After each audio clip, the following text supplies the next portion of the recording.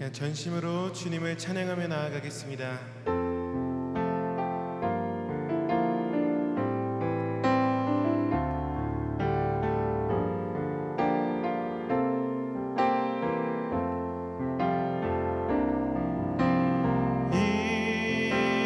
인내하신 구세주여, 내가 비오니 죄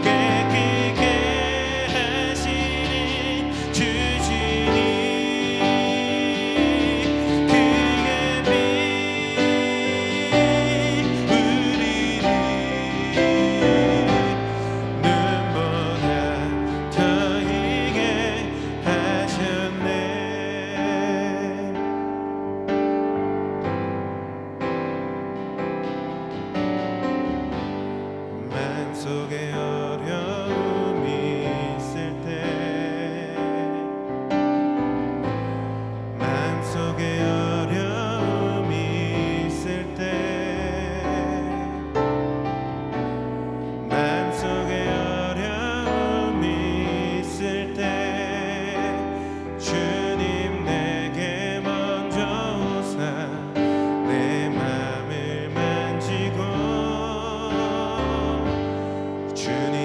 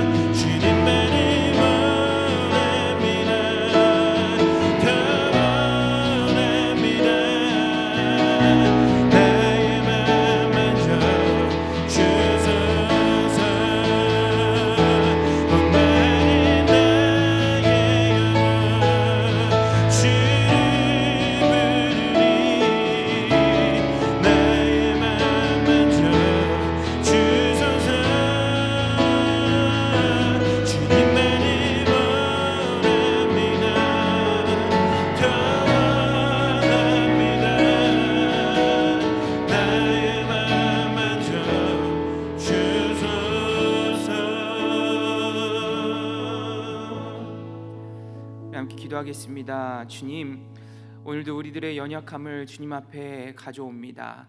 정말 주님 없이는 단 한순간도 살아갈 수 없는 존재임을 이 예배를 통해서 다시 한번 깨닫게 하여 주옵소서. 우리의 유일한 소망이 되어주시고, 우리의 유일한 치료자가 되어주시고, 우리의 정말 유일한 구원자가 되어주시는 그 주님 예수 그리스도의 복음을 이 시간 다시 한번 깨닫고 고백하며 나가는 예배의 시간으로 주님 붙들어 주시옵소서. 예배드리는 우리 모두에게 그 성령의 충만함의 은혜를 허락하여 주실 줄 믿사오며 예수님의 이름으로 기도드렸습니다. 아멘.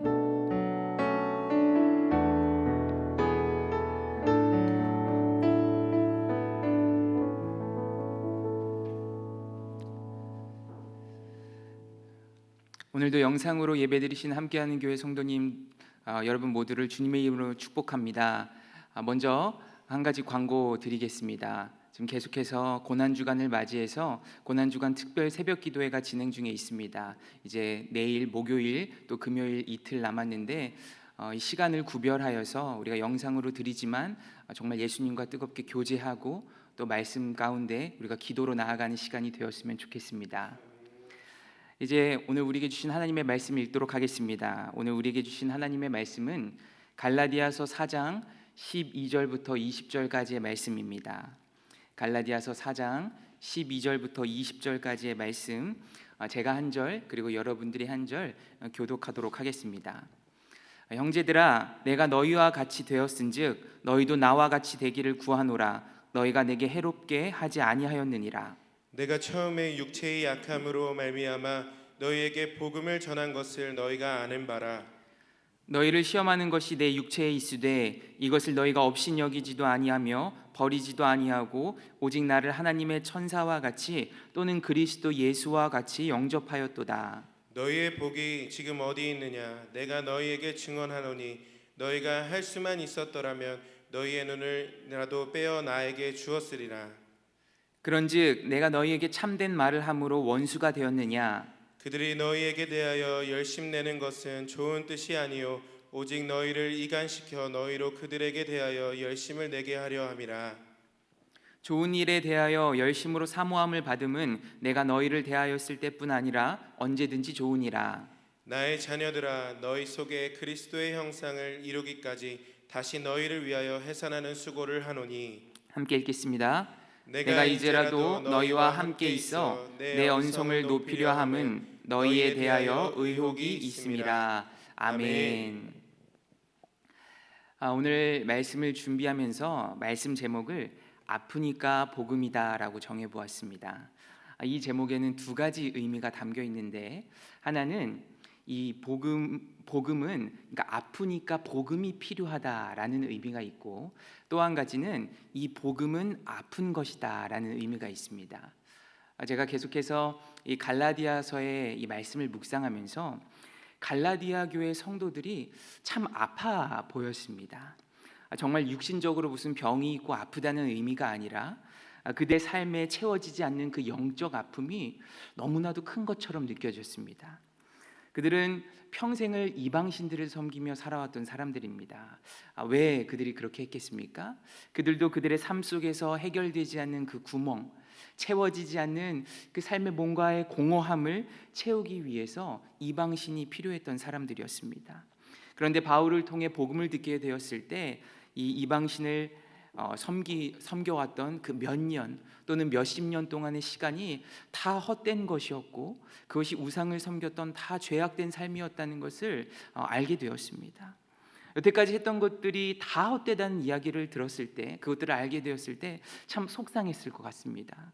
그런데 이번에는 거짓 교사들로 인해서 그 자신들의 삶이 율법으로 의롭다함을 얻을 수 있다고 듣게 되었고, 그 이야기에 넘어가서 지금은 율법에 얽매여서 사는 삶이 되었습니다. 그러니까 자유할 수 없는 삶, 무엇인가에 얽매여 있는 삶을 계속해서 살고 있는 겁니다. 이방신을 섬길 때도 마찬가지였고, 이제 복음이 들어왔는데도 불구하고 그 거짓 교사들로 인해 율법에 얽매여서 사는 삶도 마찬가지였습니다. 여전히 마음에 채워지지 않고 그 공허한 삶, 율법으로 아무리 채워보려고 하지만 해결되지 않는 삶, 정말 영적으로 공허한 삶이 이 갈라디아 교회 성도들의 삶과 같아 보입니다. 그런데 심지어 더 슬픈 것은 오늘 사도 바울이 다시 이야기해 주는 그 올바른 복음을 듣고도 그 올바른 복음을 듣기 싫어했다는 겁니다. 여전히 율법을 지키는 것을 더 중요하게 여기고 있었고요. 오히려 그들의 잘못을 바로잡기 위해서 책망하려고 하는 그 사도 바울을 원수처럼 여기기도 했습니다. 그러니까 율법이라는 우상에 빠지고 나니까 지금 올바른 복음은 들리지도 않고 오히려 사도 바울을 원망하는 상태까지 가게 된 거예요. 이방신을 섬길 때나 또 율법에 매이는 지금이나 평생 동안 자유하지 못하고 예수님을 정말 믿지 못하고 살아가는 삶, 사도 바울이 그 갈라디아 교회 성도들의 삶을 보면서 얼마나 안타까워했을지가 느껴졌습니다.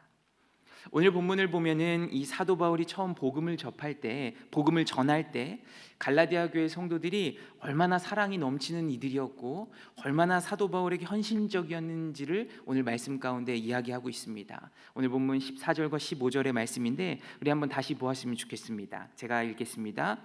너희를 시험하는 것이 내 육체에 있으되 이것을 너희가 업신여기지도 아니하며 버리지도 아니하고 오직 나를 하나님의 천사와 같이 또는 그리스도 예수와 같이 영접하였도다. 너희의 복이 지금 어디 있느냐? 내가 너희에게 증언하노니 너희가 할 수만 있었더라면 너희의 눈이라도 빼어 나에게 주었으리라. 그러니까 방금 지금 제가 읽어드린 그 14절과 15절의 말씀은 갈라디아 교회 성도들이 처음 복음을 받아들였을 때를 이야기하는 겁니다. 사도 바울에게는 말씀을 보니까 남들에게 조금 이상하게 보였을 만한 육체의 질병이 있었습니다. 정확히 어떤 질병인지 성경에서 밝히고 있지는 않지만 어쨌든 그가 가지고 있는 질병이 당시 문화적인 분위기 속에서 이렇게 업신여김 받을 만한 뭔가 좀 부정적으로 여겨질 만한 질병이었다는 것을 우리가 볼 수 있습니다. 그런데 갈라디아 교회 성도들이 처음 이렇게 복음을 믿음으로 받아들이기 시작했을 때 갈라디아 교회 성도들은 사도 바울에게 어떤 질병이 있던 아니건 그냥 상관없이 사도 바울을 하나님의 천사와 같이 예수 그리스도와 같이 사랑했다는 거예요. 받아주었다는 거예요. 심지어 어느 정도로 사랑해 줬냐면 자신들의 눈이라도 빼어 주었을 정도로 사랑해 주었다는 겁니다. 그런데 지금 갈라디아 교회 성도들의 삶이 어떠한 상태입니까? 오늘 본문 16절의 말씀입니다. 그런즉 내가 너희에게 참된 말을 함으로 원수가 되었느냐. 복음을 듣고 이제는 교회를 다니는 성도로 살아가게 되었고 우리 지난 시간에도 보았지만 유대인들의 절기를 잘 지킬 정도로 이제는 신앙생활이 익숙해진 삶인데도 불구하고 지금 율법주의에 빠지게 되니까 지금 참된 말씀, 올바른 복음을 전하는 사도 바울을 싫어하고 배척하기 시작했다는 거예요. 그러니까 예수님을 사랑하려고 교회에 모였는데 오히려 예수님과 더 멀어지고 있었고 사랑해야 되는 삶을 살아야 됐는데도 불구하고 오히려 사도 바울을 그 올바른 복음 앞에 있는 사도 바울을 원수처럼 여기는 삶의 상태까지 되었습니다. 교회 생활은 더 오래돼 가고 있고 신앙적인 지식은 늘어가고 있고 율법은 더 잘 지키며 살아가는 것 같은데 정작 그 갈라디아 교회 성도들의 그 속은 어떠한 상태입니까? 무엇이 올바른 것인지 분별도 하지 못했고 남을 사랑하기보다는 원수처럼 여기며 살아가는 삶입니다. 그렇게 변해버린 갈라디아 교회 성도들의 삶을 보면서 사도 바울이 뭐라고 이야기하냐면 15절에서 이렇게 이야기하고 있는 거예요. 너희 복이 지금 어디 있느냐. 사도 바울이 갈라디아 교회 성도들을 향해서 안타까운 마음으로 외치는 이야기. 갈라디아 교회 성도들이여 너희의 복이 지금 어디 있느냐. 이 사도 바울이 이야기하는 복이 무엇이겠습니까? 예수 그리스도입니다. 지금 예수님이 너희에게 어디 계시냐는 거예요. 갈라디아 교회 성도들이 변해버린 모습을 보면서 예수님이 있고 없고의 차이를 분명하게 보여주고 있습니다. 아무리 신앙생활을 오래 하고 율법을 율법적으로 아무리 이렇게 잘 지키며 살아가는 것 같아 보여도 예수님 없이 살아가는 그들의 삶은 그냥 다 영적으로 아픈 환자와도 같은 삶입니다. 저는 그것들을 영적 환자라고 오늘 이렇게 이야기해보고 싶습니다. 환자라는 게 무엇이겠어요? 뭔가 몸이 원래의 기능대로 제대로 작동하지 않는 상태, 뭔가 건강에 문제가 되고 몸에 문제가 생긴 상태를 환자라고 이야기합니다. 영적 환자는 무엇이겠어요? 우리가 예수님으로 인해서 자유하고 싶은데 자유할 수 없는 삶, 감사하고 싶은데 감사가 되지 않고, 사랑하고 싶은데 사랑할 수가 없고, 용서하고 싶어도 용서가 되지 않는 삶, 그것이 영적 환자들의 삶입니다. 영적으로 아픈 것입니다. 예수님께서는 죄인들을 이 환자로 비유하시기도 하셨습니다. 누가복음 5장 31절과 32절의 말씀을 보면 예수님께서 이렇게 비유로 말씀하시죠. 예수께서 대답하여 이르시되 건강한 자에게는 의사가 쓸데없고 이 병든 자에게야 쓸데있나니 내가 의인을 부르러 온 것이 아니요 죄인을 불러 회개시키러 왔노라. 아멘. 이 죄인인 우리는 다 영적으로 환자입니다. 예수님이라는 의사가 필요한 영적 환자라는 이야기예요. 내가 아픈 것을 알면 그나마 다행이죠. 갈라디아의 교회 성도들은 지금 자신들의 영적인 상태를 알지 못했습니다. 자신들이 지금 영적으로 얼마나 아픈지를 몰랐습니다. 지금 다시 올바른 복음, 사도 바울이 지금 당신들 예수님의 복음이 다시 올바른 복음이 필요하다고, 당신들의 삶에 지금 율법이 필요한 것이 아니라 예수님이 필요하다고 이야기해주고 있는데도 불구하고 지금 사도 바울을 원수 취급하는 겁니다. 우리라는 존재는 어떤 존재입니까? 이 주님과 함께 해야지만 온전할 수 있는 존재입니다. 그렇게 창조가 되었습니다. 그렇게 주님을 예배하고 주님과 동행하지 못하는 삶을 살아갈 때면 우리들의 삶은 문제가 생길 수밖에 없게 되어 있습니다. 대표적인 증상이 오늘 갈라디아 교회 성도들의 증상입니다. 먼저 어떤 증상이 있냐면 영적인 공허함을 끊임없이 다른 것으로 채우려고 하는 삶, 그것이 첫 번째 증상입니다. 또 한 가지는 올바른 복음을, 그 올바른 말씀을 인정하지 못하고 거부하려고 하는 것, 그것이 또 다른 증상입니다. 저의 예전의 삶을 보면은 저도 정말 심각한 중증 영적 환자였습니다. 제 인생에 정말 커다란 문제가 있었고 영적으로 커다란 구멍이 있는 것 같았습니다. 각자의 아픔과 약점이 다르기 때문에 어떻게 저런 걸로 아파할 수 있을까 들으시는 분들은 그렇게 생각하실 수도 있겠는데, 제가 여러 번 말씀 가운데 이야기했지만 저에게는 이 외적인 불만족, 이 외적으로 컴플렉스를 느끼는 것들이 저에게 정말 큰 이 영적인 아픔이었습니다. 정말 그 외모에 대한 불만족이 저에게 제 영혼이 아파하는 것을 정말 느끼는 것과 같은 아픔이었습니다. 그래서 제가 그 아픔을 치료하고자 별별 방법을 다 써봤습니다. 제가 고등학교를 졸업하자마자, 수능이 끝나자마자 가장 먼저 한 것이 무엇인 줄 아십니까? 성형을 알아보았습니다. 물론 보시면 아시다시피 건든 얼굴이 아닙니다. 아주 자연스럽죠. 그런데 어떻게 하면 내 이 외모를 고쳐서라도 내 이 영적인 내 인생의 공허함을 채울 수 있을까 발버둥 쳐봤습니다. 성형이 아니니까 그 다음에는 제가 무엇을 해봤냐면 어릴 때 명품으로 제 몸을 이렇게 치장하면은 그 내 아픔이 가려지고 내 공허함이 채워질까, 그 어릴 때 명품으로 이 제 삶을 채워보기도 해봤습니다. 그 이후에 그걸로도 안 돼서 이 아픔을 어떻게 채울 수 있을까, 사람으로 채워질 수 있을까 해서 매일매일 친구들과 밤을 지새면서 놀아보았습니다. 그런데 그것으로도 채워지지가 않았습니다. 외모가 보이지 않는 공간이면 내가 좀 해결이 될 수 있을까 싶어서 이 온라인 게임 공간에 제가 중독도 되어 봤습니다. 매일매일 온라인 게임을 하며 살아보았습니다. 그런데 그걸로도 제가 해결되지가 않았습니다. 정말 이것은 그냥 그렇게 살아가는 무슨 요즘 애들이 그러는 철없는 삶의 모습이 아니라 정말 제가 그렇게 살아왔던 삶의 내면을 들여다보면은 결국 얼마나 크게 아파하고 있는 영적 환자의 발버둥 치는 모습이었다는 것을 보게 됩니다.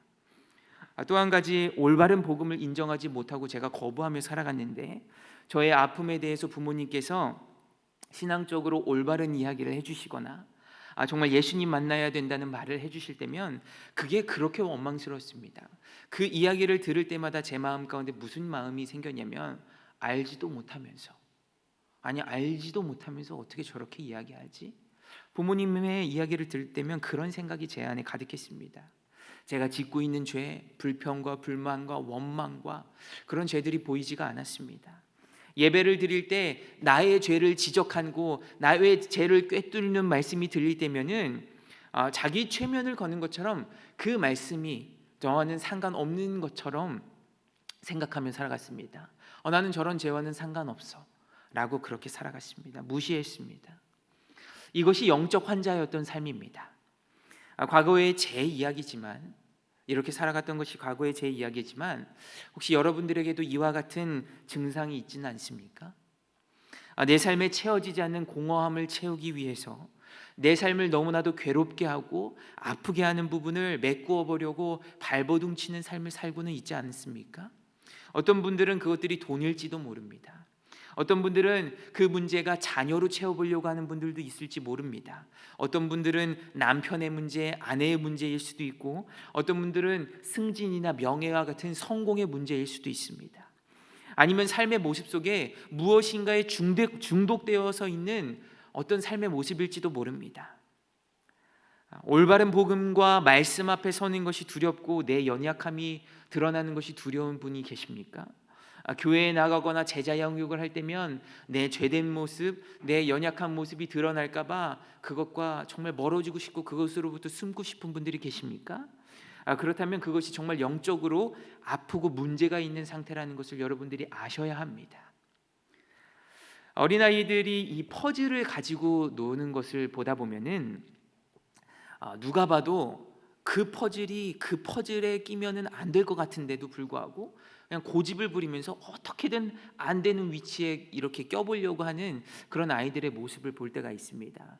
저도 뭐 예전에 이렇게 어린 동생과 또는 어린 아이들과 이렇게 퍼즐을 하며 놀았던 때가 있는데, 같이 놀아주는 어른이 보기에 아니 이 퍼즐이 누가 봐도 거기에 안 꽂아질 것 같은데 이 아이가 고집 부리면서 그것에 막 꽂아보려고 하는 그런 모습을 볼 때가 있죠. 그럴 때면 이제 그냥 좀 답답한 마음에 힌트를 주죠. 이렇게 좀 맞는 퍼즐을 껴보라고. 답답해하고 짜증내지 말고 자 요게 맞는 것 같아 보이지 않냐고 힌트도 줘봅니다. 그런데 아무리 알려줘도 그 이야기는 듣지도 않고 자기 고집대로 그냥 그 퍼즐을 억지로 끼워 넣어 보려다가 퍼즐을 부수고 퍼즐을 찢고 그냥 짜증내고 울음을 터뜨리는 그런 아이들의 모습을 제가 경험한 적도 있습니다. 그런 어린아이와 같은 모습을 보면서 그런 모습이 마치 우리들의 신앙생활의 모습은 아닌가, 나의 모습은 아닌가 생각해 보게 됩니다. 주님으로만 우리들의 삶을, 우리들의 그 비어있는 부분, 우리들의 공허함을 채울 수 있다는 것을, 우리가 그럴 수밖에 없는 존재라는 것을 알면서도 불구하고 계속해서 주님이 아닌 다른 것들로 내 삶의 공허함을 채워보려고 하는 모습들, 그런 모습들이 우리들의 삶에 있지는 않습니까? 날 향한 그 말씀의 충고, 이 말씀을 통해서 아니면 날 향한 그 다른 누군가의 기도나 무슨 충고를 통해서라도 나의 죄를 회개하고 이 말씀 앞에 서야 되는데 그것들이 들리지는 않고 그저 여전히 불평과 원망이 가득 차 있는 삶을 살아가지는 않습니까? 그러나 결국 우리들의 아픔, 우리들의 그 공허함을 해결해 줄 수 있는 그 공허함을 해결해 줄 수 있는 것이 무엇이겠습니까? 정말 이 우리들의 아픔과 해결되지 않는 이 답답함을 해결해 주실 수 있는 것이 무엇이겠습니까? 유일한 소망이신 예수님뿐입니다. 정말 우리의 아픔을 해결해 주실 수 있는 분이 예수님뿐이라는 사실을 우리가 깨달아야 합니다. 마가복음 5장을 보면은 12년 동안 혈루증이라는 질병으로 고생하며 살아갔던 한 여인의 이야기가 나옵니다. 그 여인은 이 12년간, 그 여인의 삶을 12년간 삶에 대해서 성경은 이렇게 기록합니다. 마가복음 5장 26절의 말씀입니다. 많은 의사에게 많은 괴로움을 받았고 가진 것도 다 허비하였으되 아무 효험이 없고 도리어 더 중하였던 차에, 가진 것도 다 허비했고 그리고 그 아픔을 해결하고자 정말 끊임없이 12년간 발버둥 치며 살아왔던 것을 우리가 보게 됩니다. 아마 가진 거 다 허비하였다는 그런 말씀 속에서 그녀가 얼마나 지푸라기 잡는 심정으로 살았을지가 느껴집니다. 그러던 중 이 여인이 예수님에 대한 소문을 듣게 되죠. 그리고 이 여인이 무엇이라고 생각하게 되었냐면 이어서 마가복음 5장 28절의 말씀인데, 이는 내가 그의 옷에만 손을 대어도 구원을 받으리라 생각함일러라. 그러니까 예수님 옷에만 손을 대면은 내가 구원받을 것이라고 생각했다는 거예요. 제가 이 어렸을 때 교회 학교를 다니면서 혈루증 여인에 대한 이야기들을 참 여러 번 듣게 되었었는데, 그 이야기를 들을 때면 그냥 그 여인이 단순히 예수님 옷 잡으면, 예수님 옷 만지면 병이 낫는다고 생각했겠다 싶었습니다. 그냥 그래서 이러면 병 낫겠지 해서 잡았겠구나 싶었어요. 그런데 이제 나중에 말씀을 묵상하면서 성경은 그 여인이 다른 무엇을 구한 것이 아니라 이 구원을 갈망했다는 것을 성경에서 보여줍니다. 많은 괴로움과 그 아픔 가운데 살아왔던 인생, 이제는 그 아픔을 해결하고자 모든 것을 다 써버려서 남은 것이, 가진 것이 아무것도 없는 인생, 그 인생을 살아가면서 얼마나 영적인 아픔 가운데 살았겠습니까? 육체의 아픔도 아픔인데 많은 의사들에게 많은 괴로움을 받았다고 성경에서 표현한 것처럼 얼마나 이 영적인 아픔 가운데 그녀가 살았겠습니까? 아마도 그 여인은 단순히 병이 낫는다고 그 아픔이 해결될 것이라고 느꼈을지 모릅니다. 그 해결되는 게 아니라고 느꼈을지 모릅니다. 그 아픔의 시간, 그 고난의 시간을 겪어가면서 결국 그녀의 삶에 필요한 것이 무엇이냐? 예수님뿐이라는 것을 그녀가 깨닫지 않았을까요? 그녀는 예수님의 옷자락을 결국에 만졌고, 예수님께서는 그래서 그녀에게 말씀하십니다. 5장 34절, 마가복음 5장 34절의 말씀인데, 예수께서 이르시되 딸아 내 믿음이 너를 구원하였으니 평안히 가라, 내 병에서 놓여 건강할지어다. 그녀에게 예수님께서 가장 먼저 말씀해 주는 것이 무엇입니까? 야, 너 이제 너 병 나았어 라고 말씀해 주시지 않습니다. 그 간절하고 그 아픔 가운데 정말 이젠 지푸라기 잡는 심정으로 아무것도 남지 않는 그녀의 삶 가운데 예수님이 만나 주셨을 때 가장 먼저 말씀해 주신 것이 무엇이냐면, 딸아 내가 너의 믿음이 너를 구원하였다. 그녀에게 구원에 대해 이야기해 주셨습니다. 내가 병 고침 받았다는 것이 아니라 이 구원을 가장 먼저 말씀해 주셨다는 것, 그녀의 삶 가운데 가장 간절한 소원이 무엇이었겠습니까? 이 구원에 대한 문제, 예수님을 만나는 문제였습니다. 우리 인생에서 수많은 어려움과 아픔들을 겪게 되죠. 우리 인생에서 겪게 되는 그 괴로움과 아픔 속에서 가장 필요한 것이 무엇입니까? 부족한 물질이 채워지면 해결될 것 같습니까? 어떤 내 상황에 지금 닥쳐있는 문제가 해결되면 내 정말 아픔과 이 공허함이 해결될까요? 아닙니다. 결국에 예수님을 만나는 순간, 예수님이 내 안에 주님으로 들어오시는 순간 내 모든 아픔과 내 모든 슬픔과 그 내 모든 공허함이 해결되어지게 되어 있습니다. 영적으로 아파하는 이에게 가장 필요한 것이 무엇이냐면 바로 나를 구원해 주시는 그 예수 그리스도라는 복음이라는 사실입니다. 복음은 단순히 천국행 티켓이 아닙니다. 오늘날 많은 그리스도인들이 가는 이 복음에 대한 오해 중에 하나가 있습니다. 예수 믿는 길이 이 세상을 살아가는 데 있어서 힘듦이 없는, 힘들지 않게 살아갈 수 있는 보장된 길이라고 생각한다는 것입니다. 교회 열심히 나가고 다양한 이 교회 안에서 지켜야 되는 그 규칙들, 흔히 우리가 말하는 그 율법을 지키며 살아간다면 세상에서 하나님이 주시는 수많은 복을 누리며 살아갈 것이라고 오해하고 있습니다. 그러나 예수 그리스도라는 복음을 정말 받아들이고 믿는 것에는 항상 이 아픔을 동반한다는 겁니다.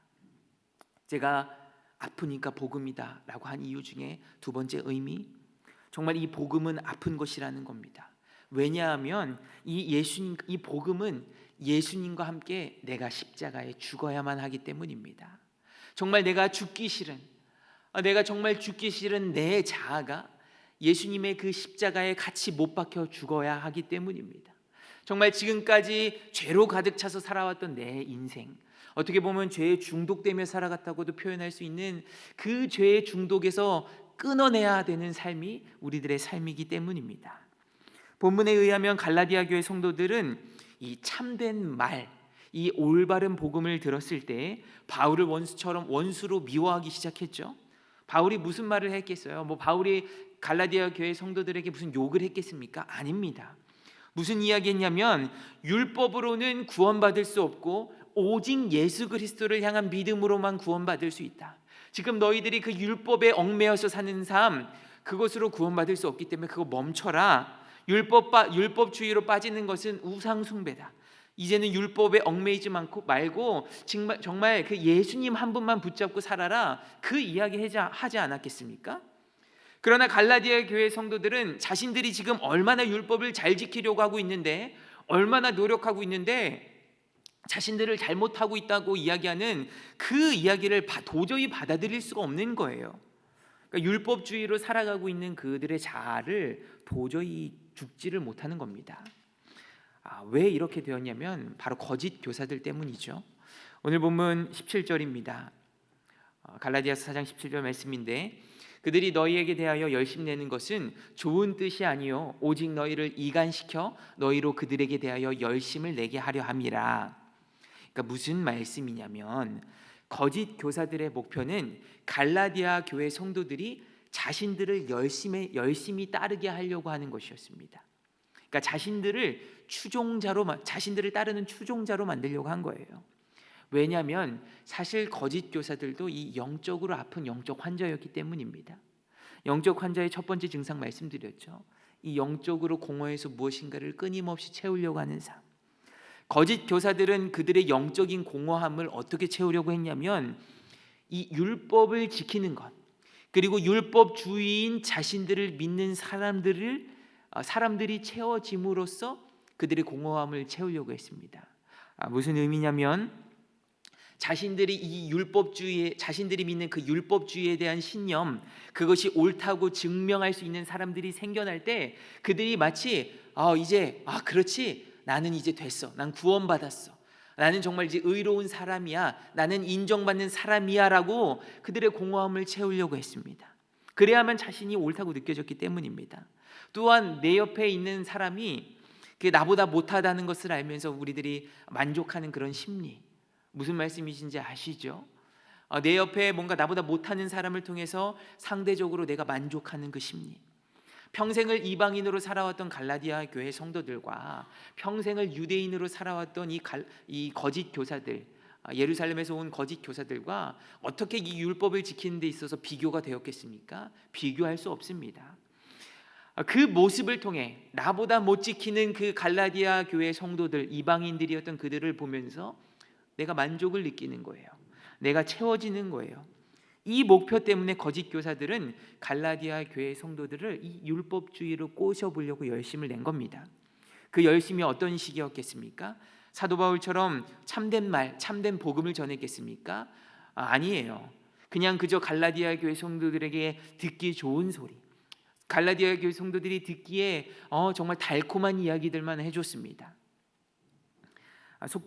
우리 속담에 좋은 이야기 입에 쓰다라는 말이 있죠. 허물이 되는 그 단점을 일러주는 충고는 당장에는 듣기 싫은 것 같아도 새겨 들으면 나중에는 결국에 우리들의 삶에 정말 유용한 지혜로운 일들이 된다는 겁니다. 이 원리를 우리가 너무나도 잘 알고 있습니다. 자녀를 양육할 때도 마찬가지고, 우리가 부모와의 관계든 이 세상을 살아갈 때 좋은 이야기 입에 쓰다는 그런 원리는 너무나도 잘 알고 있습니다.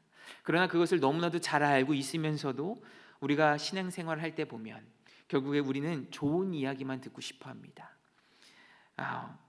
내 귀에 듣기 좋은 것만 우리가 원합니다. 내 귀에 달콤한 이야기 좋아하죠.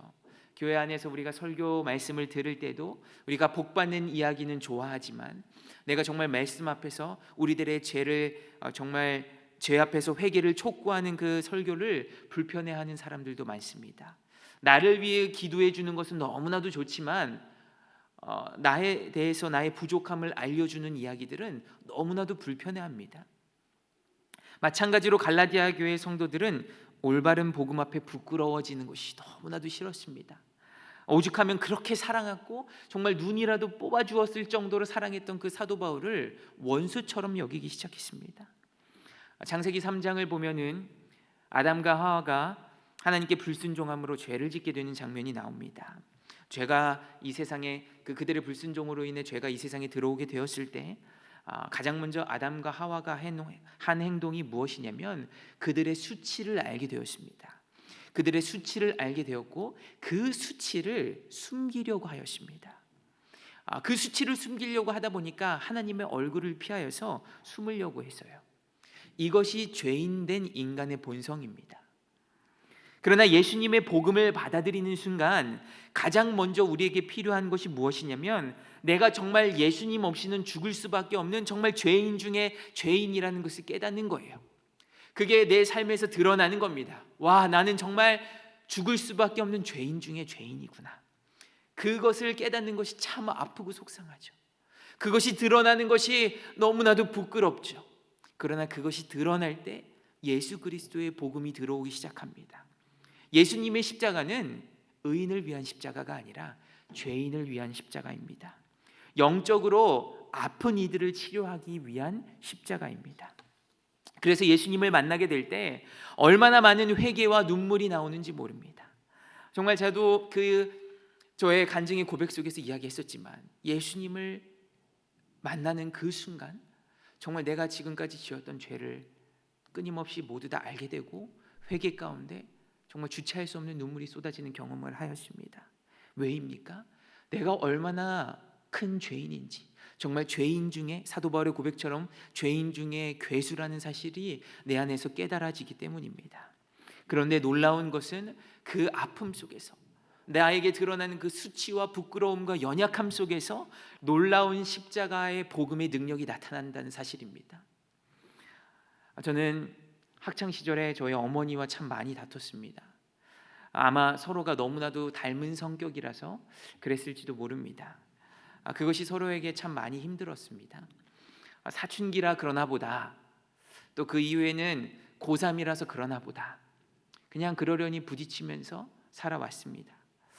그런데 그렇게 겨우겨우 그렇게 부딪히면서 그 위기들을 넘겨왔지만 제 안에 계속해서 어머니에 대한 원망이 자리 잡고 있는 거예요. 제 이 마음 구석에. 왜 이렇게 나에 대한 기대가 크지? 인정할 수 없었습니다. 왜 이렇게 나를 힘들게 하지? 왜 나를 제대로 사랑하지 않지? 제 안에 그 원망이 구석에 자리 잡고 있는 거예요.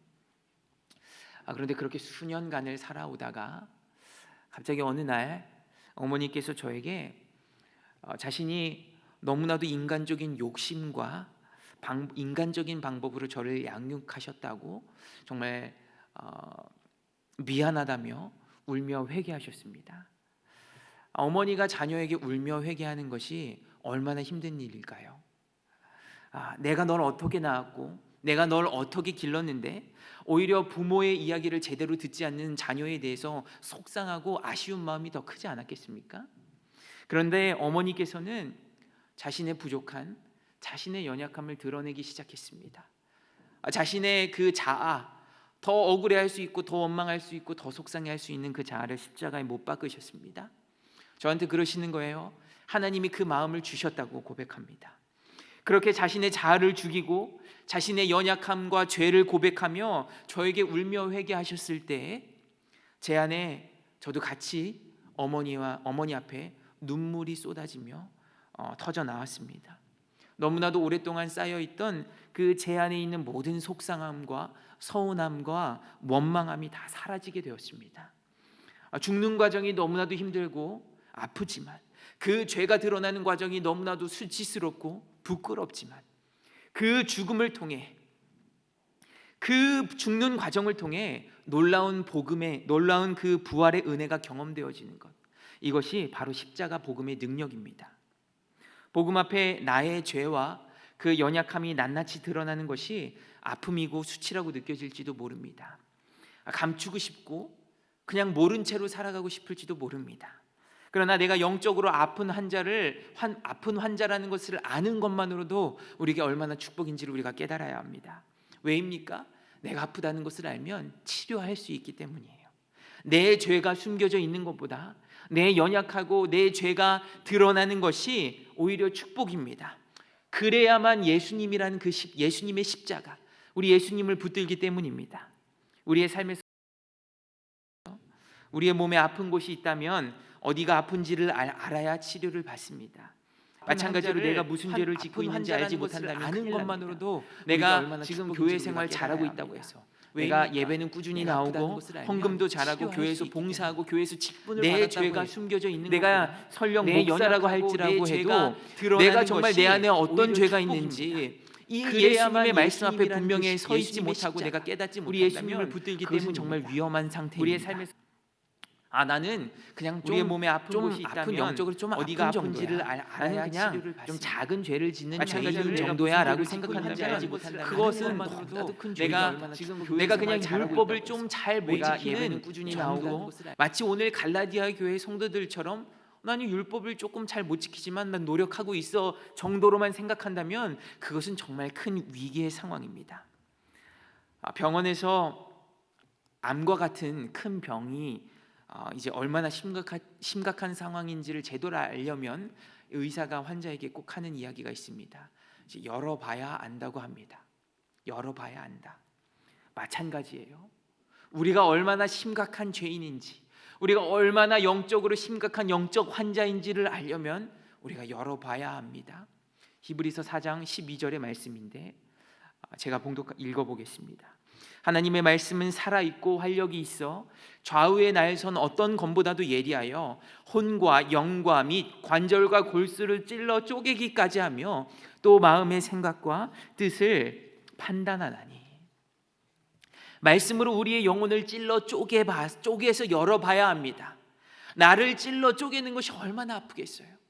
우리가 환자라고 수술을 하는 그 상황을 생각해 본다면 그 열어봐야 한다는 그게 얼마나 고통스럽고 아픈 것이겠습니까?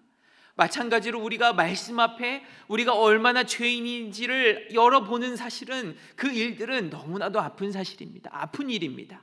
복음은 아픈 것입니다.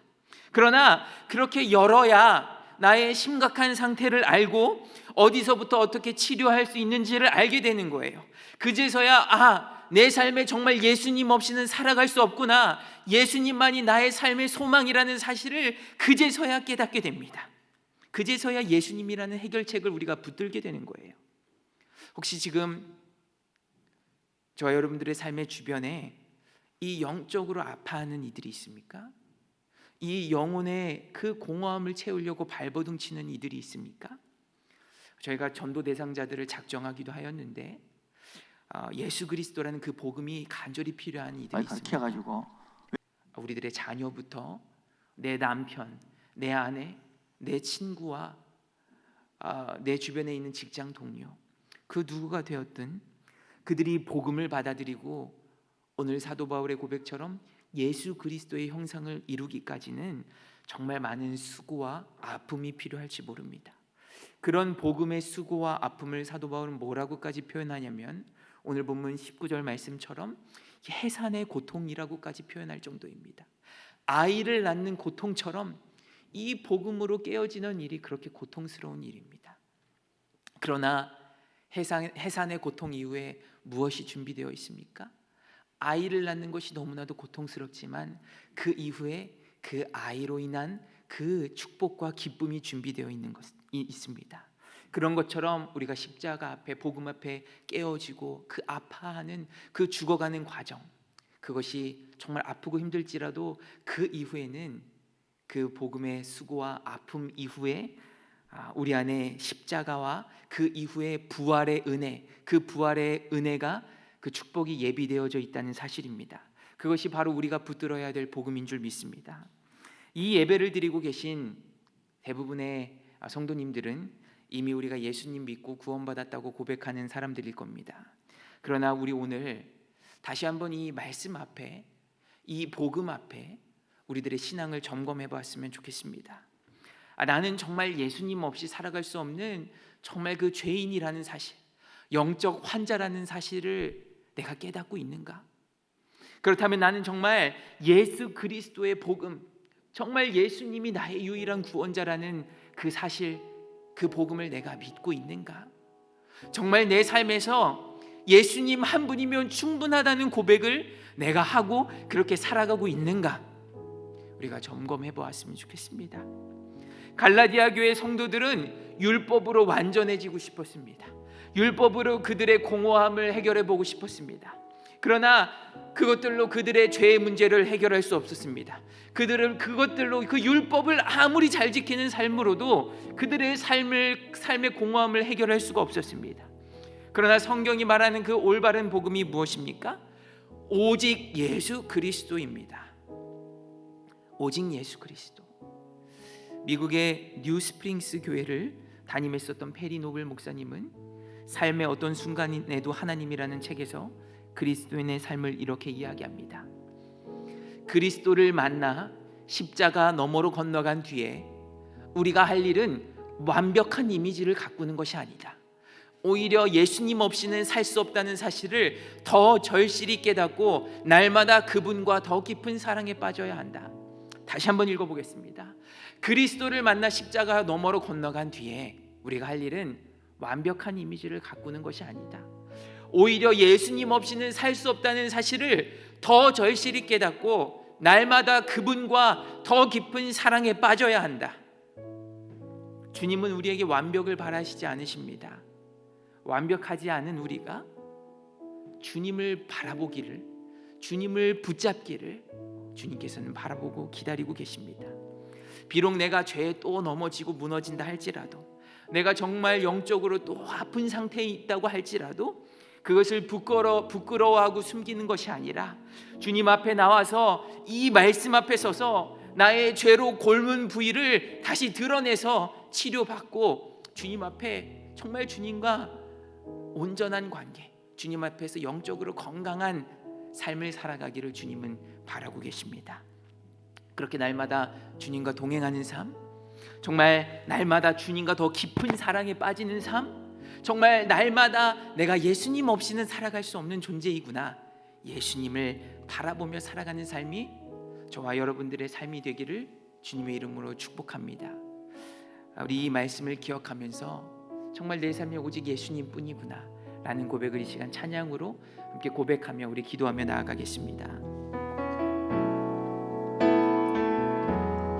은혜 아니면 살아갈 수가 없네. 호흡마저도 다 주의 것이니 세상 명안과 위로 내게 없어도 예수, 오직 예수뿐이네. 우리 다시 한번 은혜 아니면 살아갈 수가 없네. 호흡마저도 다 주의 것이니 세상 명안과 위로 내게 없어도 예수, 오직 예수뿐이네.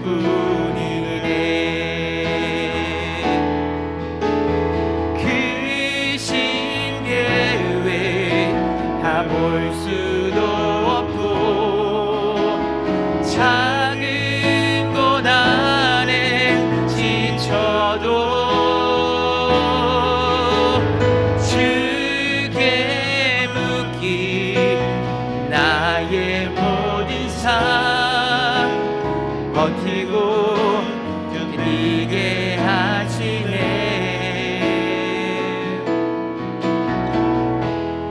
은혜 아니면 살아갈 수가 없네.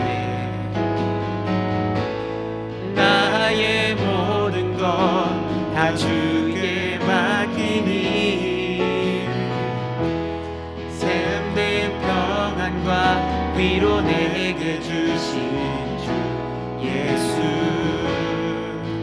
오직 예수뿐이 크신 계획, 크신 계획 다 볼 수도 없고 작은 곳 안에 지쳐도 주께 묶인 나의 모든 삶 버티고 견디게 하시네.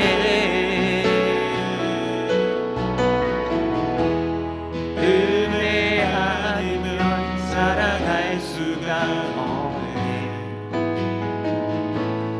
나의 모든 것 다 주께 맡기니 참된 평안과 위로 내게 주신 주 예수, 오직 예수뿐이네. 우리 그 주님을 생각하며 이 시간 우리 몇 가지 기도의 제목 붙잡고 우리 함께 기도하며 나아갔으면 좋겠습니다. 우리 첫 번째로 정말 내 안의 영적인 공허함과 이 영적인 아픔을 해결할 수 있는 방법이 오직 예수님뿐임을 우리가 알게 하옵소서. 그리고 계속해서 날마다 올바른 복음과 그 말씀 앞에 바로 서는 삶을 살게 하옵소서.